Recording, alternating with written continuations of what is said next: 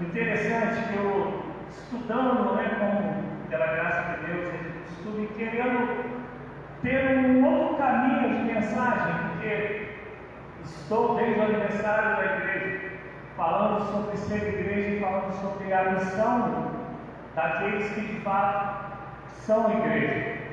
E por mais que eu tentasse buscar outro tema, eu não consegui sair disso. Então, de certa maneira, a pregação de hoje ainda é uma continuidade sobre a missão da igreja.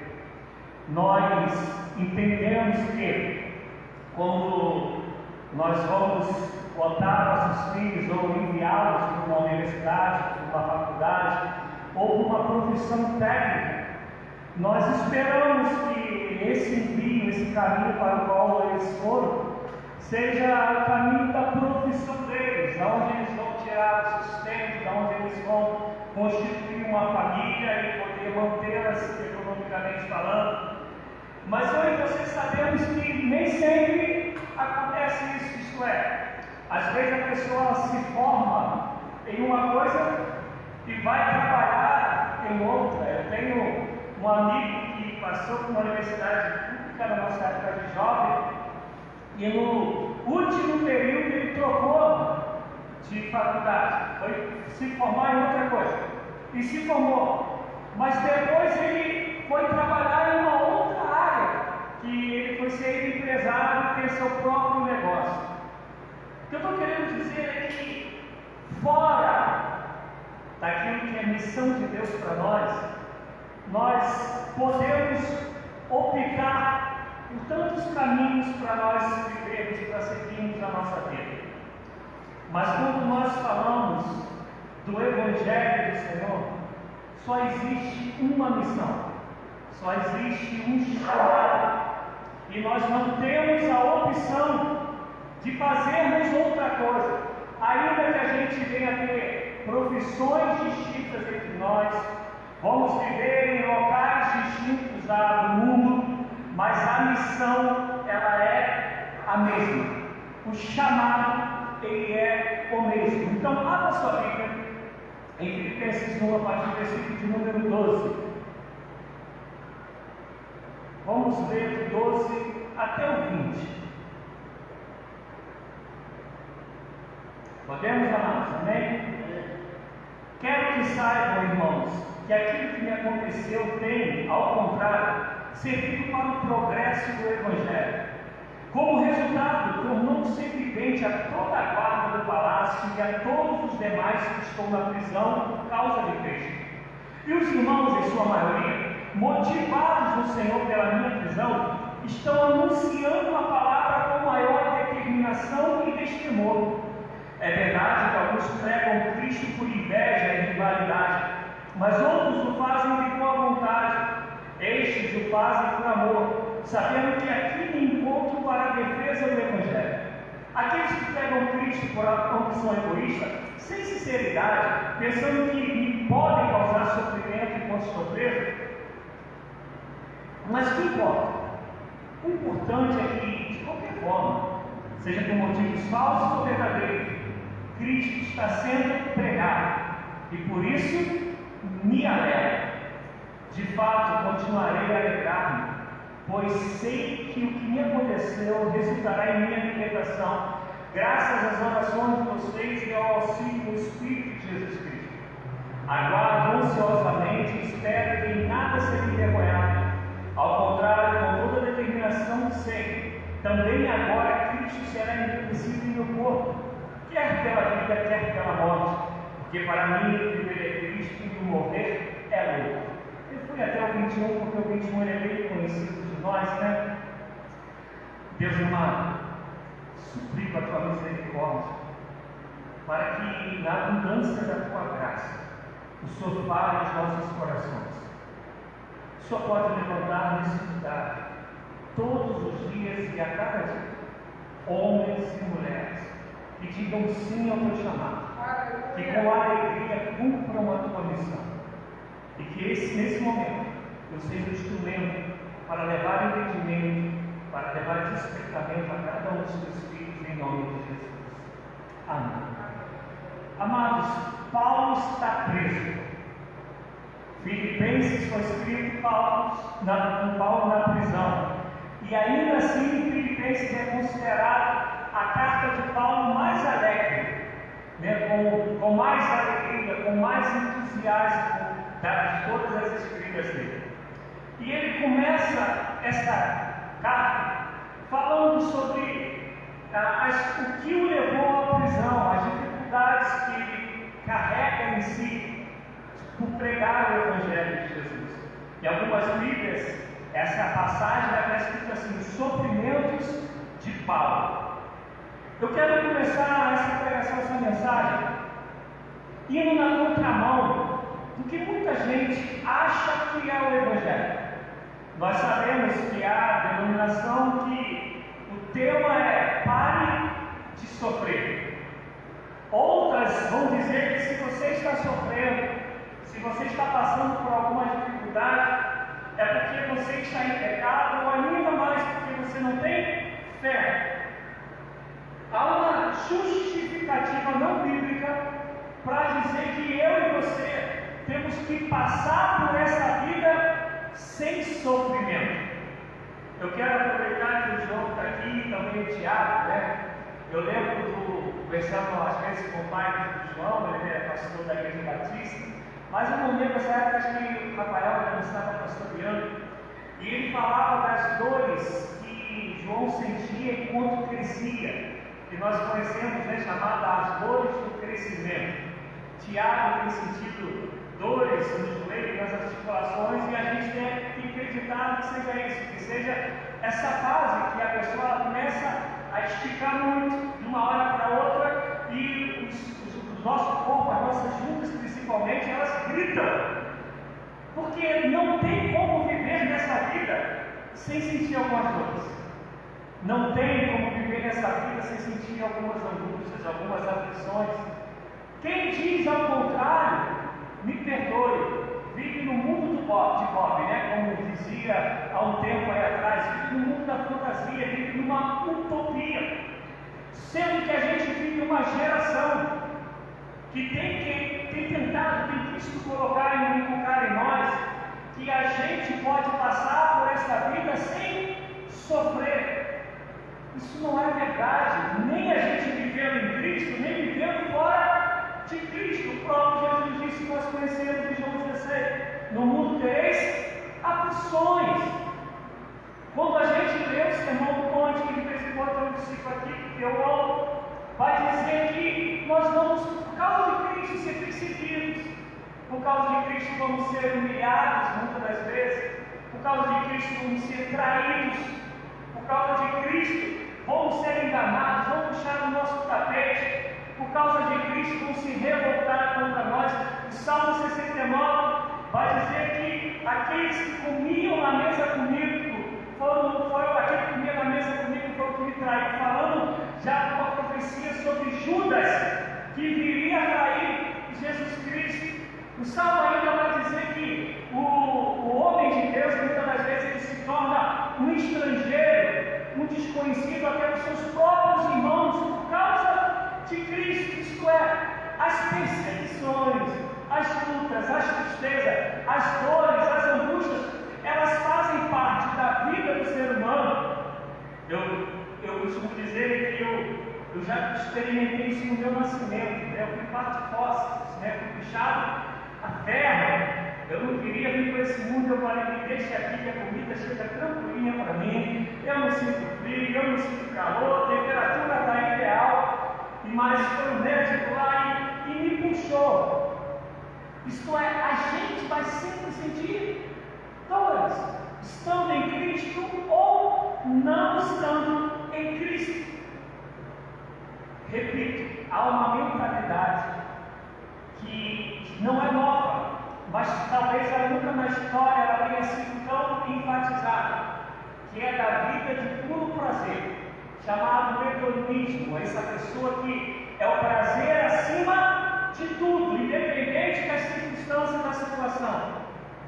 Agora, a gente olhar para a pessoa não cristã, irmãs, e entender isso numa pessoa não cristã, ver isso, encontrar isso, é até compreensível, porque ela não tem, os olhos delas não se abriram para a verdade. Disse Jesus: conhecereis a verdade, e a verdade vos libertará. Disse a palavra que o Senhor nos tirou das trevas para a sua maravilhosa luz. Diz a palavra que quando nós estamos em Cristo, o nosso entendimento se abre, a nossa visão, ela se abre, a gente começa a ver a vida como de fato ela é. Tiago ontem chegou em casa contando que na escola tinha passado, não lembro se foi professor de sociologia, não lembro, passou para ele o filme, para casa, o filme Matrix. Ele passou o primeiro, ele disse que não chegou a ver tudo.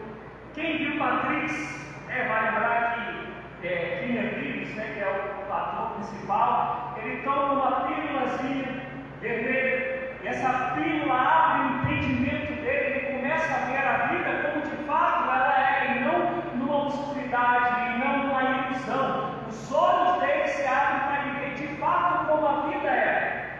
E a época, esse filme, pelo menos para mim, gerou um monte de pregação. E a Bíblia ela nos ensina que quando Deus vem em nós, através da revelação do Espírito Santo de Deus, a nossa visão, o nosso entendimento da vida, ele muda, porque a gente passa a olhar a vida como Jesus olha, a gente passa a compreender como Jesus compreende. Assim sendo, a gente vai entender que o próprio Cristo sofreu, que o próprio Cristo foi traído, que o próprio Cristo levou umas chicotadas que eram para ser nossas. E aí a gente passa de Cristo, a gente vai ver que o Senhor Jesus prometeu ficar em Jerusalém até que do alto sejais revestidos de poder. Pensa, Isaías, poder do Espírito Santo, autoridade do nome de Jesus. O que a gente pensa hoje, eu não sei se os discípulos pensaram nessa época, mas o que a gente pensa hoje assim: se eu tenho o poder de Deus, então eu posso realmente tudo. Esquece que quando Paulo vai dizer em Filipenses 4:13, posso todas as coisas naquele que me fortalece. Antes ele disse: eu posso ter em abundância, posso ter escassez, posso passar necessidade, posso ter em fartura. E aí ele vai dizer que está experimentado em tudo. Mas pensa comigo, se alguém chega para mim lá na escola e fala para ele: eu vou te dar todo o poder nessa escola que você trabalha. Não sei como seria a cabeça da Rita, mas muita gente vai pensar assim: agora eu posso fazer o que eu quiser, porque eu tenho todo o poder sobre essa escola. Mas a gente não entende que no Evangelho o poder é para servir, o poder é para manifestar a glória de Deus, o poder é para libertar o cativo, o poder é para socorrer o necessitado, o poder é para levar amor àquele que não conhece amor, é para levar esperança àquele que não vê mais nenhum futuro nessa vida, o poder é para levantar aquele que está caído e ajudá-lo a permanecer de pé, o poder é para fazer unidade onde só havia separação, é o poder sempre para servir a fim de que a glória de Deus se manifeste. Interessante que os discípulos entenderam isso, porque quando a gente pega o número dos 12, a gente vai ver que, tirando João, todos os outros morreram assassinados, porque pregavam o Evangelho.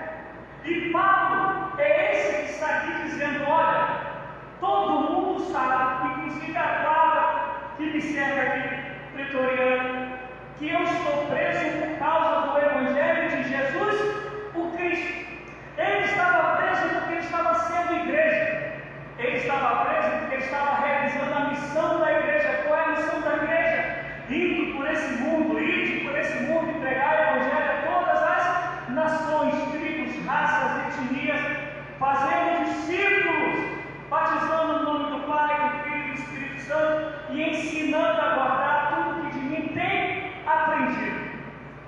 Quando nós olhamos para a vida, a Rita, Isaías, Ismael são, e assim então, avô, tataravô, pai, mãe, e a gente sabe que pai, mãe, avô, avó, quando são de verdade, se olha um filho e um neto em sofrendo qualquer risco, a vida, primeira coisa que a gente faz é colocar a nossa vida em risco para salvar essas vidas. Amém, amados? Não é assim? Se vê lá Ismael, bisneto, né? Passando lá qualquer sufoco, ele é o primeiro. Eu tenho certeza que se ele estiver ali na hora, vai colocar a vida dele na frente para proteger o bisneto.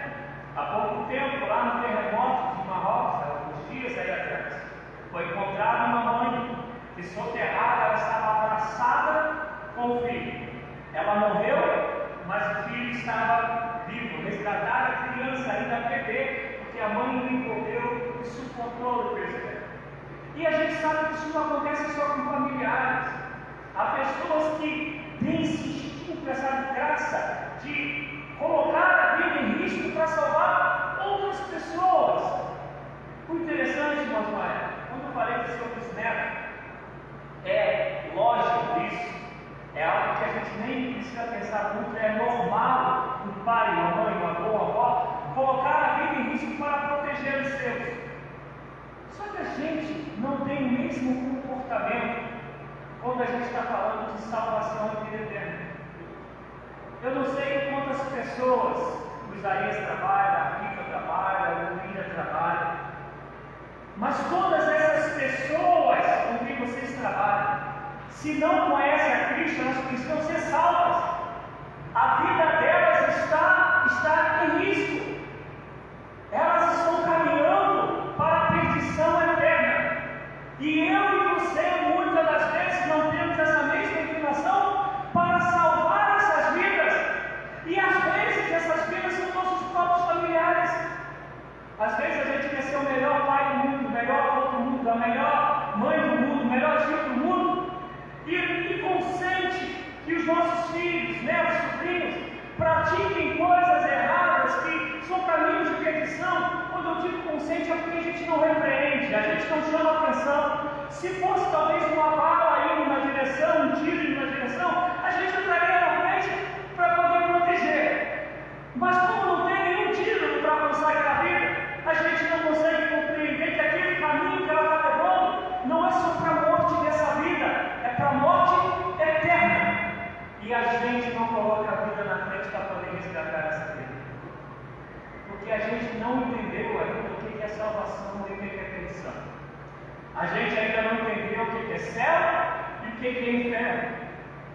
Isso é tão forte que Paulo está dizendo aqui que há pregadores que pregavam por ambição, que anunciavam o reino de Deus por ambição egoísta, que perderam a noção de que é um Deus que julga todas as coisas, e esses Deus, ele é justo e juiz porque ele tem poder para condenar para o inferno como absolver para a vida eterna.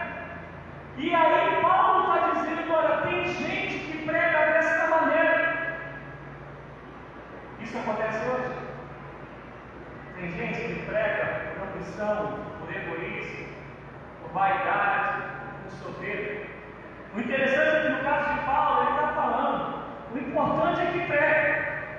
Porque as outras pessoas, se essa pessoa que prega por ambição egoísta, ela está pregando pelo menos o Evangelho, Deus vai salvar vidas. Mas o fim dela, eu e você sabemos se não houver arrependimento no caminho.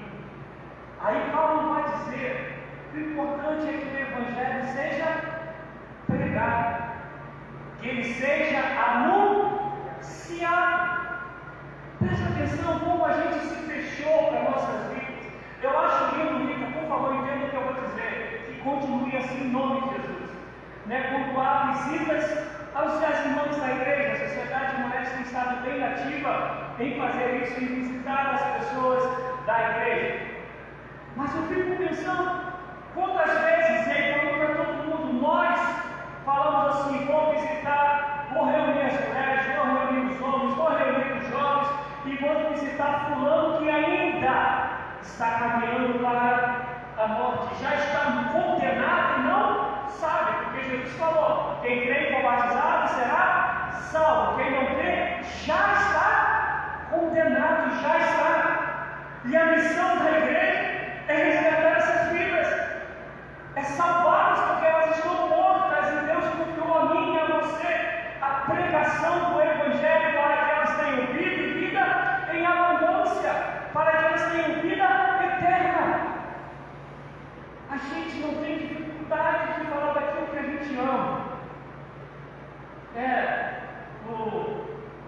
Já dei esse exemplo aqui no estudo da pregação.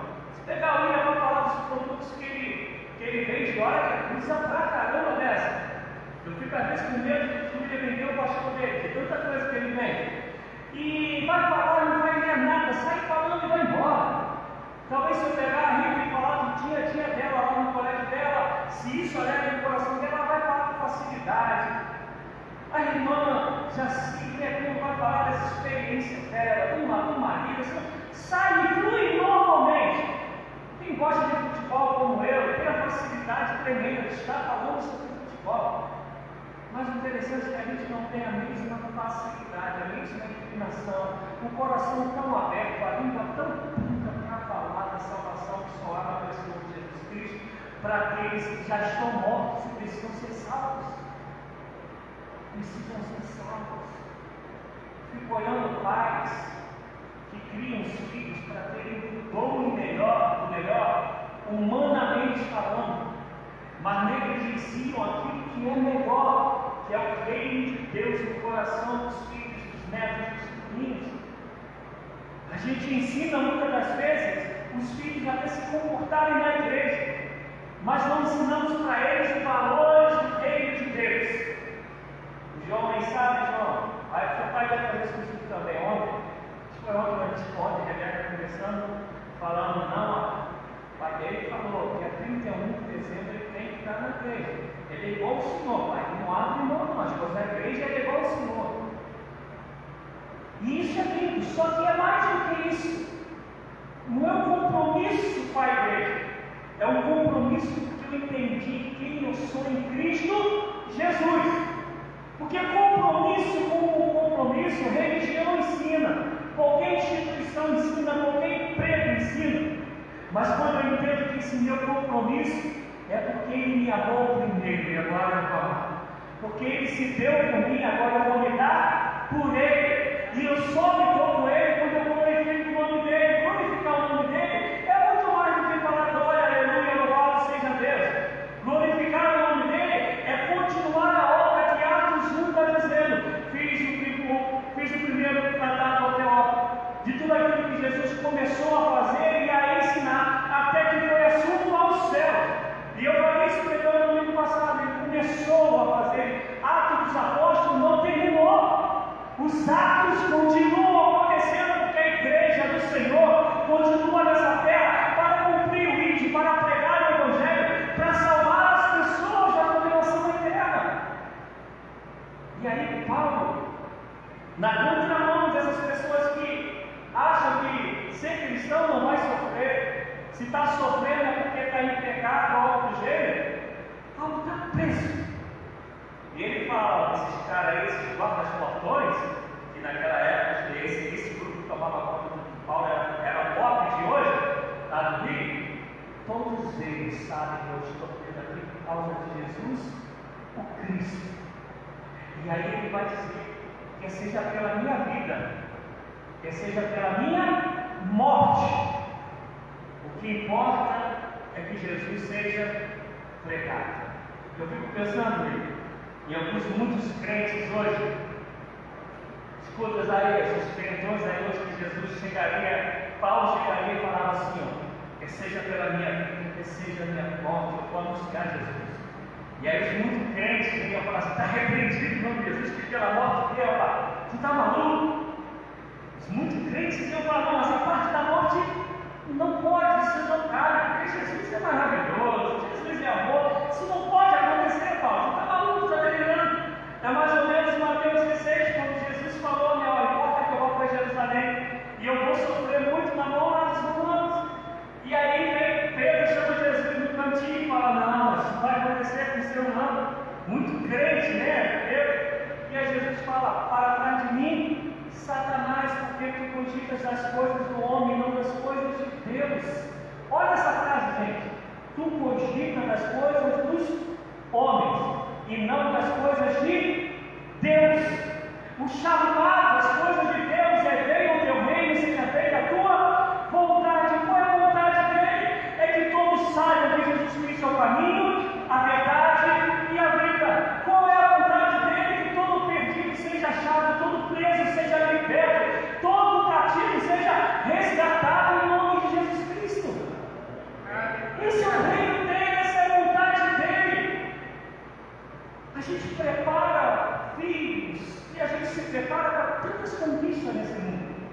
Eu tenho um sonho que os que se dizem igreja do Senhor, os que se dizem cristãos, preparem os filhos não para ser um engenheiro, mas para ser um cristão engenheiro. Não para ser um arquiteto, mas para ser um cristão que é arquiteto. Não para ser um serralheiro, mas para ser um cristão que seja serralheiro. Porque se eu sou um cristão que sou serralheiro, se eu posso ser um pastor e ser um cristão de verdade. Olha que doideira! Porque a instituição, a religião, ela me permite chegar ao pastoreio sem mesmo ser cristão de verdade, é só cumprir as normas, as regras, as coisas que eu faço de errado, ninguém fica sabendo, fazer direitinho, bem camuflado. E a gente consegue estar aqui como pastor e sem de fato ser cristão, porque até para ser pastor tu tens que ser igreja do Senhor. É para tudo. E por isso que a gente vive um tempo que a gente acha que para ser cristão a gente não pode passar angústias, a gente não pode sofrer traições. Aqui com essa caminhada, eu tenho conhecido pessoas que vão falar: não, meu filho, meu marido, minha esposa está fora porque passou angústias aqui, passou muitas tristezas, muitas decepções. É claro que eu estou chegando ainda, né? As pessoas não me conhecem tão bem, mas minha vontade é fazer como eu estava treinando que um dia fazer. E aí? Onde que vai ser diferente? Quem trabalha fora, e principalmente no trabalho que você é empregado, eu nunca vi ninguém que foi maltratado pelo patrão falar assim: eu vou pedir minhas contas.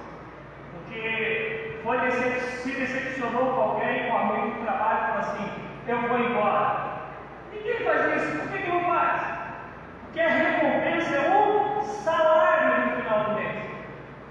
Aqui recompensa é salvação, é vida eterna, é viver para alegrar o coração daquele que te criou, é viver para poder exaltar aquele que deu a própria vida na cruz, morrendo a minha e a sua morte.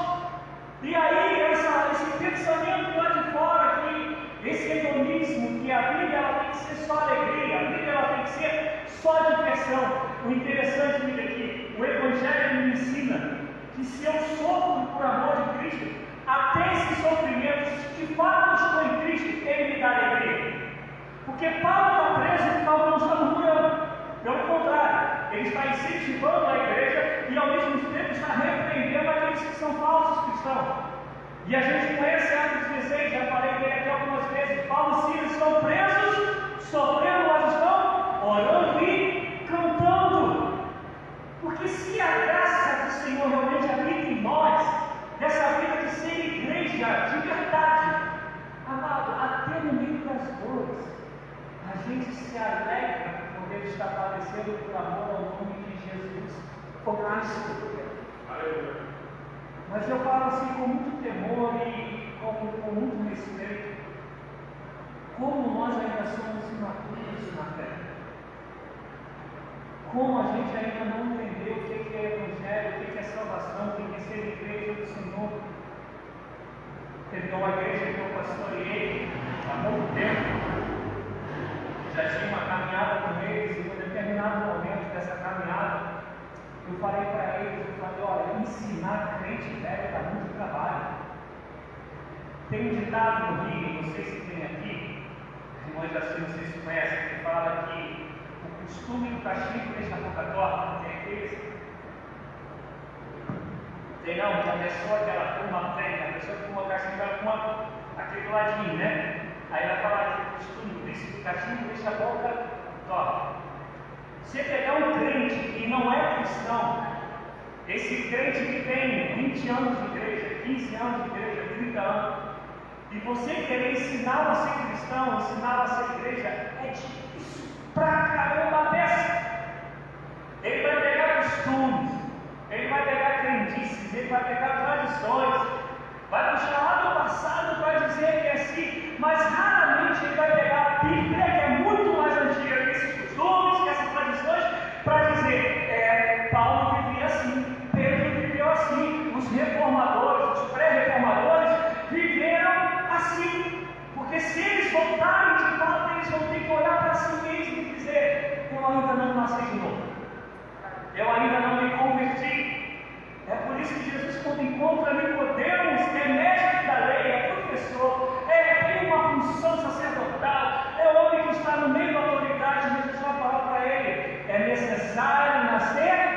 de novo. É necessário nascer de novo. A gente precisa, em nome de Jesus Cristo, no versículo 22, eu vou terminar aí. Vamos ler juntos? Todos os conhecemos. Todos conhecemos o versículo 21, perdão. Porque para mim, o viver é Cristo e o morrer é lucro. Essa expressão, esse versículo, que é tão falado no meio dos crentes, e eu acho muito interessante, nós temos uma facilidade muito grande para falar. Igual hoje, né? Falar eu amo é a coisa mais molinha do mundo. Eu não quero mais de verdade. Falar, há muito tempo eu fiz uma pregação sobre essa expressão que hoje se usa muito, estamos juntos. Estar junto é moda, quero ver estar unido. Você vai pegar um ônibus e está todo mundo junto. Aqui você não tem isso, né? Mas lá no Rio, eu já mostrou algumas fotos e vídeos para alguns aqui, e pega um PRT às 6 horas da manhã, 7 horas, para pegar todo mundo junto. Pergunta lá se estão reunidos, está um dando cotovelada no outro, um querendo pegar o lugar do outro, um pisando no pé do outro. Porque a gente expressar é muito fácil. Eu dizer, para mim, meu morrer é Cristo, meu viver é Cristo, e meu morrer é tudo. Meu viver é Cristo. O que Paulo está dizendo? Eu vivo para satisfazer a vontade de Jesus, Deus. Eu vivo para glorificar a Deus. Eu vivo para poder servir ao Senhor. Eu vivo para que o projeto de Deus na minha vida seja realizado como Ele quer. É isso que Paulo está dizendo. Meu viver é Cristo. Quando a gente abre, o pessoal também está em casa hoje, quando a gente abre em Atos 12, Paulo vai dizer para lugares que ele quer ir, e o Espírito Santo fala para ele: Paulo, tu não vais. E daqui a pouco tem aquela frase que o Espírito Santo se conhece muito pelos metodistas, né? Passe a Macedônia. Então ele foi para onde o Espírito queria que ele fosse. É viver para Cristo, é viver é Cristo. Amado, viver é Cristo, é saber que Cristo foi crucificado, é saber que Cristo foi traído por aquele que comia a mesa com ele e a quem ele servia. Viver é Cristo, é saber que às vezes você vai fazer milagres no nome de Jesus, vão pegar em pedra para atacar em você. Aí você vai dizer: ah, não é assim, não é. O que Paulo e Silas foram para a prisão? Expulsaram o demônio da mulher que tinha o espírito de adivinhação. Por que em Atos 3, depois citando em Atos 4, Pedro e João vão ser presos? Porque eles tinham um paralítico à entrada da igreja famosa, e eles, em nome de Jesus, os curou. E foram presos por causa disso, porque fizeram algo bom, no nome de Jesus foram presos. Meu viver é Cristo. Agora, quem não quer pregar o Evangelho, quem não quer viver em Cristo, vai ter essa criancice de falar: ah, eu não estou mais na obra, eu não estou mais na fé, eu não estou mais em comunhão, porque me decepcionou, porque me traíram, porque falaram mal de mim, porque fecharam as portas para mim, porque eu tinha um cargo e me tiraram, porque me prometeram algo e não aconteceu. A gente vai usar essas desculpinhas todas, porque a gente não se converteu ainda, porque a gente não virou igreja.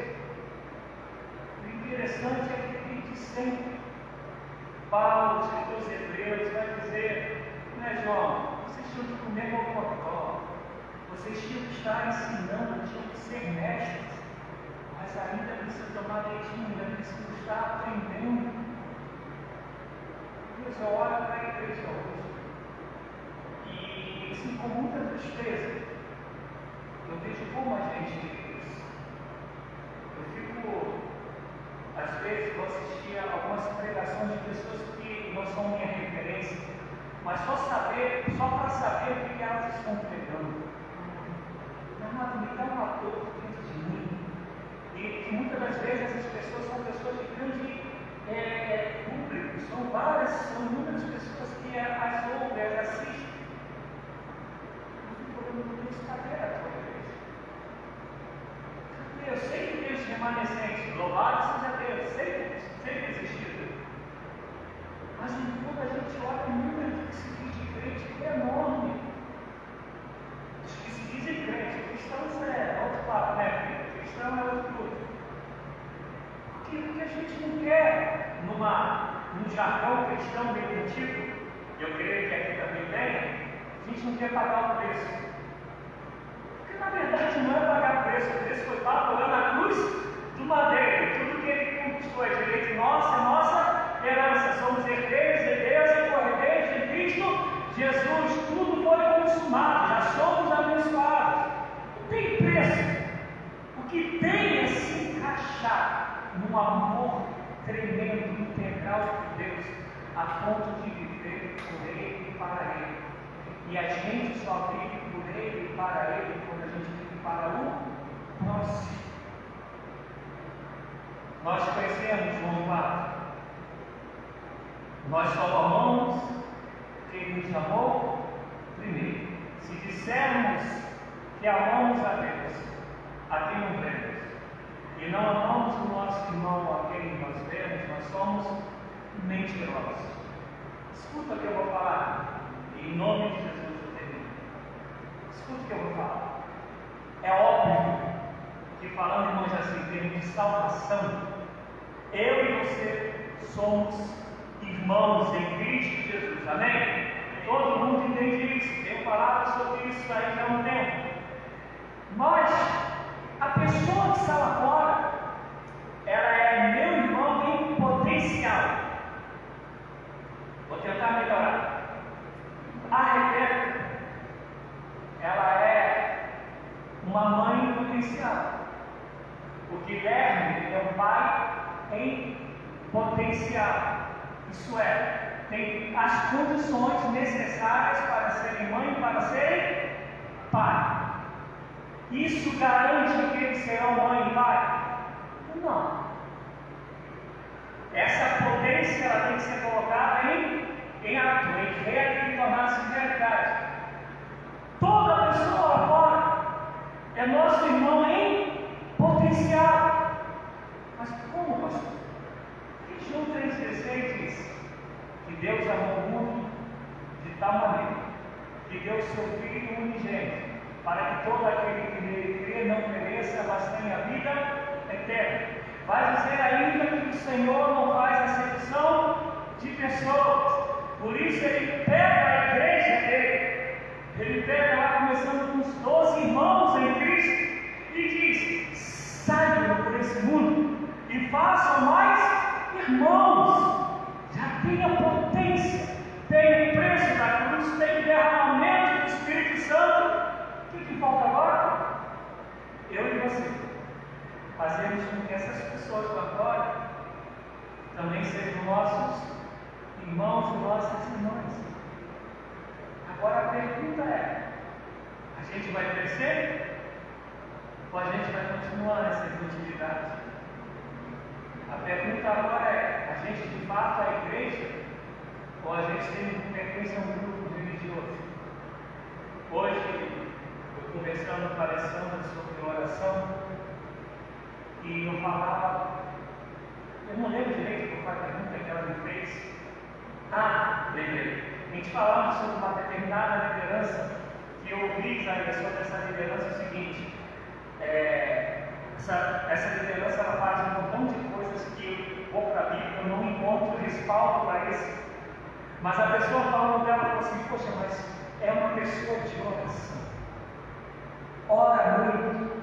E eu respondi para essa pessoa com quem eu conversava, dizendo: amada, eu não consigo crer no Evangelho, que eu seja da oração e não seja fiel à palavra, ou que eu seja fiel à palavra e não tenha uma vida de oração. Não, o Evangelho só é da igreja, só é cristão se isso caminha junto. Tu podes até ter uma inclinação maior para a outra, mas as duas têm que existir. E aí a pessoa perguntou: mas como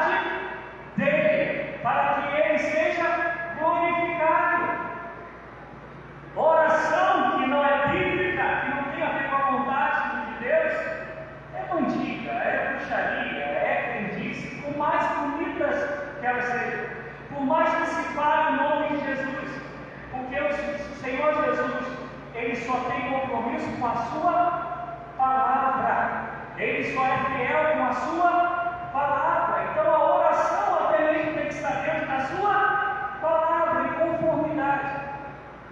E meu desejo é que eu e você sejamos homens e mulheres de Deus, da oração e da palavra.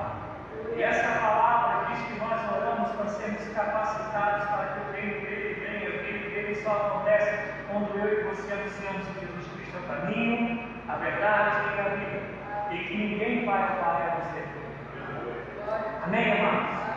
Que o Senhor nos abençoe em nome de Jesus. Vamos ficar de pé.